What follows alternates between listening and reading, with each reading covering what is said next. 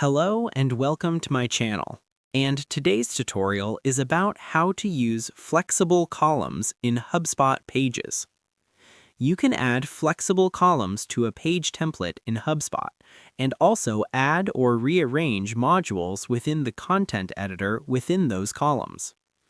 In your Hubspot account, navigate to Marketing, hover over Files and Templates, then click Design Tools.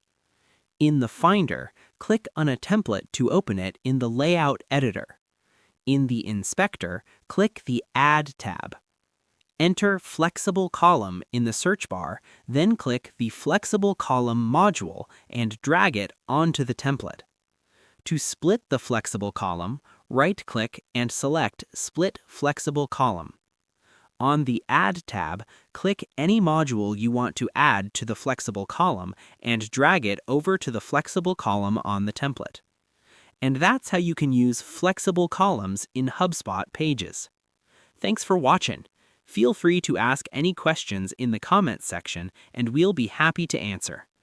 If you liked this video, give us a thumbs up and press the bell icon to subscribe to our channel.